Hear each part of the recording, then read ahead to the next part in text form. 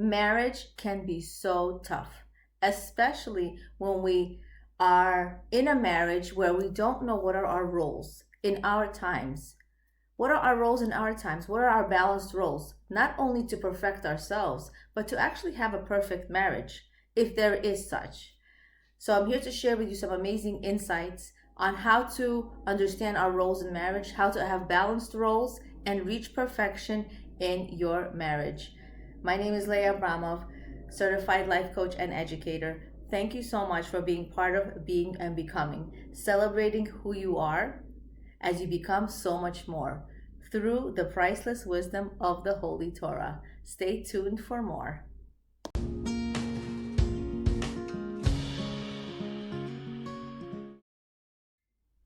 Marriage is our chance to perfection. It's written in Bereshit 5:2. Male and female he created them and called them Adam. Man is a single entity, formed by male and female combined. Yet, if Hashem wanted to create two beings, male and female, why did he begin with one? Why didn't he just create two right away? The Vilna Gaon explains that because Hashem wanted the woman to be a helpmate to the man, he created them as one and then divided them.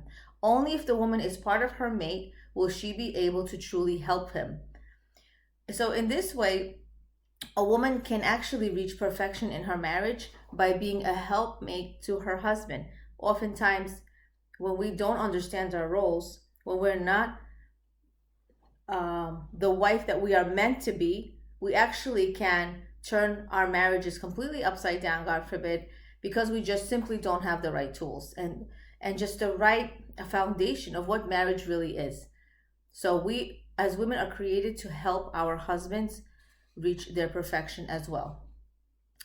Alone, neither half is complete, neither male or female. Both halves are needed to create one whole. Completeness comes when these two halves join together into one unit.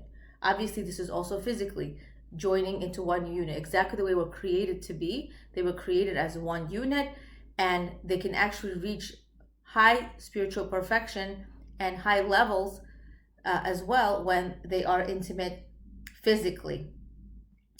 Two can help each other and give to each other. The love and harmony between them should be greater than that between people in any other relationships. In other words, our husbands, our marriages are number one. It should be the greatest relationship. The couple should be like one body. When these two halves are joined, bringing completeness, the divine presence becomes a partner with them. There's a well-known Gemara where Rabbi Eliezer says, "He who has no wife is called Adam." For the verse says, Hashem created them, male and female, and he called them Adam. Our sages teach us that a wife is the light of her husband's eyes, and she enables him to stand on his feet. She gives him the emotional strength. A wife is the only one who could really give her husband emotional strength. Yes, he can get it from other places as well, his mother, his sister, a good coworker, a friend, but if he doesn't have the support and strength from his wife, he is really incomplete. She enables him to stand on his feet. She's like a wall encircling him, taking care, watching over and guarding him. In my marriage workshop, I teach that the ladies, that your husband only cares for your opinion, not his mother's, his employer's, his sister's, or anyone else's, right? Anybody else who may have been close to him. He cares about your opinion, what you think of him, and you can really bring him up or obviously bring him down. When it comes to choosing a wife, it matters that a girl has good character, good midot. Many times in dating coaching, when I guide the women to look for good partners, meaning they have to have good character traits. It's really, really important. This itself is wealth. When a girl has good character traits, he is wealthy because she has such good midot. She can make do. She can manage. She can cope with hard times. And then you have the greatest riches there are in the world because the girl knows how to cope with these difficult times. There is a Mishnah where Ben Zoma says, "Who is called wise? He who learns from everyone. Who is rich? He who is happy with his lot in life." It's written in Pirkei Avot 2:4-1. Rabbi Akiva asks same questions, and his answers, while not as well known, are of great interest to us. And the question is posed, who is rich? Rabbi Akiva answered, he who has a wife whose deeds are beautiful. Who was more qualified to say this than Rabbi Akiva? His wife had gorgeous, long, beautiful hair. So long that it reached the ground. Yet she cut it off and she sold it, so she could send the money to her husband so that he can learn Torah. Even though she grew up in the house of an extremely wealthy man, her father, Kalba Savua, she wore soiled clothing to provide for herself and her children. Who knew better than Rabbi Akiva that a wife whose deeds are beautiful is the greatest treasure a man can have? Now, what is the structure of the Jewish family? In Judaism, we have structure in the home and in the family. The father is the head of the family, and the mother is the helpmate. He is the king, and she is the queen, and the children are princes and princesses. In my marriage workshop, we dig deeper insights on the fundamental truth that a husband needs to be respected first, and then he will respect his wife. His primary need is respect, while her primary need is attention. Respect is his oxygen. In the family dynamic, there must be respect and derech eretz. If the mother respects her husband, and no one is perfect, but the goal is to be respectful and to improve, then the children will also respect and honor the father. Then the father respects the mother, and the children will respect the mother and honor her as well. A wise mother said to her daughter, my child, if you will be your husband's maidservant, he will be your servant and respect you as a noble woman. If you lord over him, then he will rule you as a master, regarding you as a lowly servant. So modern counseling talks about the balance of marriage. There is nothing new. This is nothing new to the Jewish people. We knew this thousands of years ago. If you treat your husband as king, he's going to treat you as queen. But if you think that you can lord over him, then he's going to lord over you, and he'll be lord and master with force. Like he'll force you to honor him, to respect him. But look at the connection, look at the relationship. It's just not positive at all. It's not a good relationship. Yes, this is true. It's hard for us to hear this sometimes, ladies, but it's true. It starts with us, ladies. The Torah is our true source. Even though there are tons of secular sources that are as well in our time stating the same thing. Every woman must be a doctor in her marriage, right?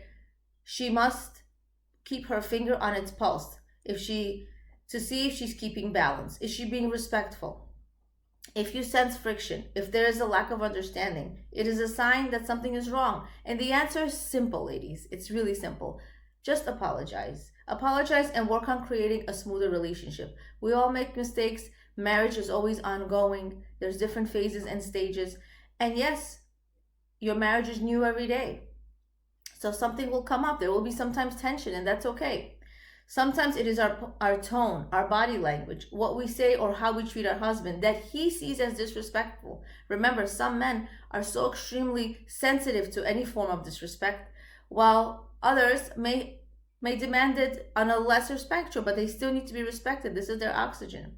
If you grew up in a home where this worked for your parents and your husband is actually very sensitive to anything that you do and that seems to be disrespectful, so you need to change for your husband, right? We need to be respectful on his level based on what he needs.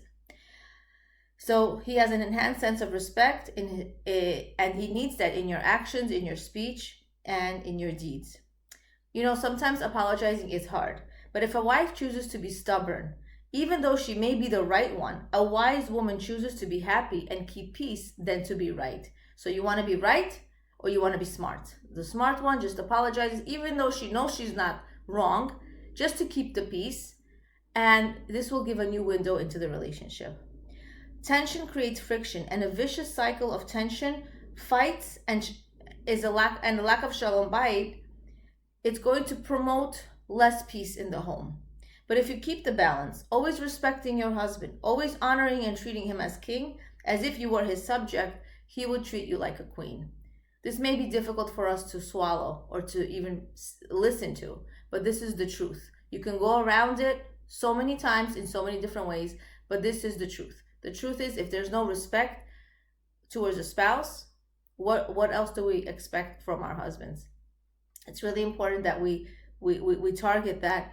And yes, we're always growing, we're always changing, we're always trying.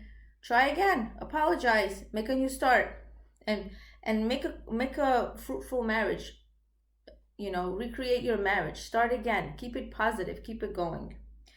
The balance of marriage changes constantly. Some people mistakenly think that marriage is, new in the first year of marriage. However, since every second we are recreated by Hashem, our marriage also changes, especially when peace is restored after an argument, and it seems like a new marriage.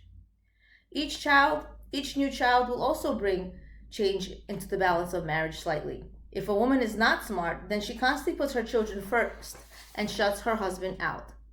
So some women exhaust themselves to a point that they have no energy for their husbands to give him his emotional needs and attention.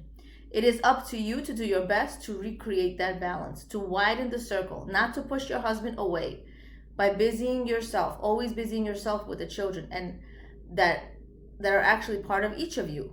Remember, the most important thing in your marriage is your husband. Your husband is your priority.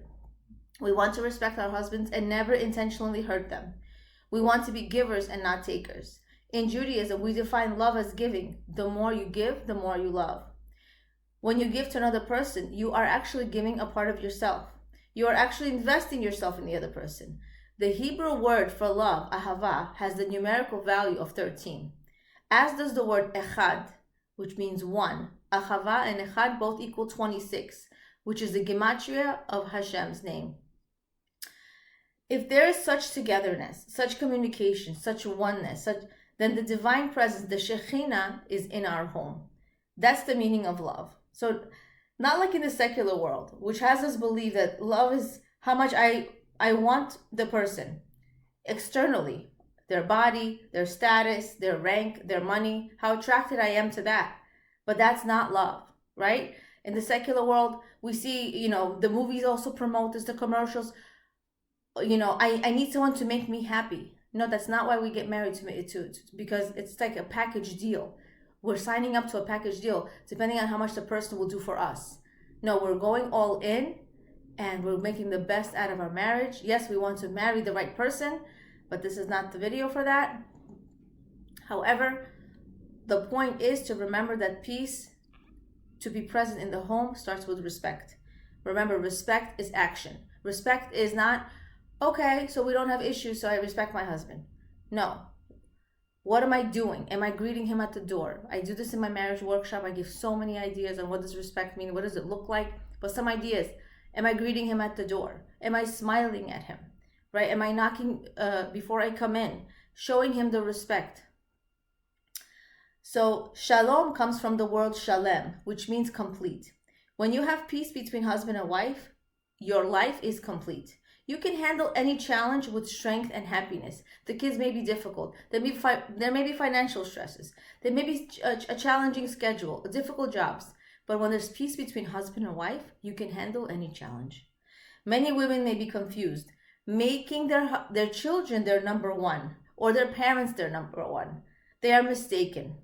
Your husband is your number one. It doesn't mean that everything and everyone is cut off, but as long as you make your husband a priority, everyone else and everything else will fall in its place.